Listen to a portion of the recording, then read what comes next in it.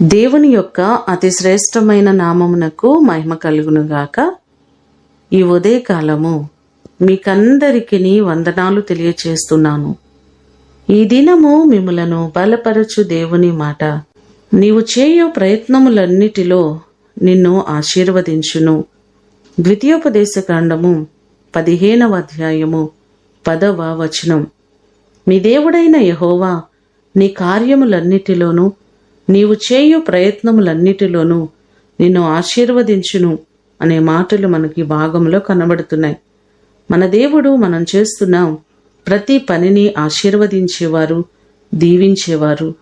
ద్వితీయోపదేశకాండము 28వ అధ్యాయము 8వ వచనంలో చూస్తే, నీ కొట్లలోనూ నీవు చేయు ప్రయత్నములన్నిటిలోనూ నీకు దీవెన కలుగునట్లు యెహోవా ఆజ్ఞాపించును, ఆయన నిన్ను ఆశీర్వదించును అనే మాటలు మనకు కనబడుతున్నాయి. మీరు చేస్తున్న ప్రతి పనిలో, ఉద్యోగములో, చేతి పనులలో, అన్ని విషయాలలో దేవుడు మిమ్మను ఆశీర్వదించేవారు, దీవించేవారు, సమృద్ధిని కలుగచేసేవారు. ఈ మాటలు వింటున్న మీ అందరి జీవితంలో దేవుడు గొప్ప కార్యములు చేసి ఆయన మిమ్మను ఆశీర్వదించునుగాక. ప్రార్థన చేసుకుందాం.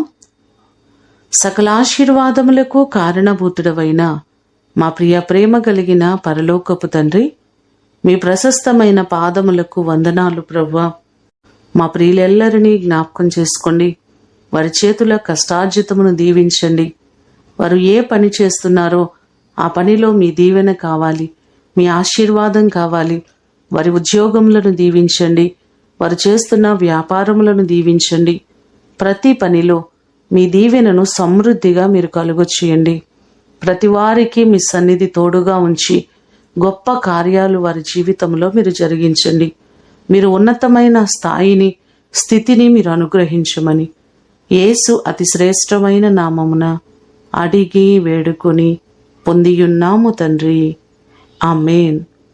దేవుడు మిమ్ములను దీవించునుగాక.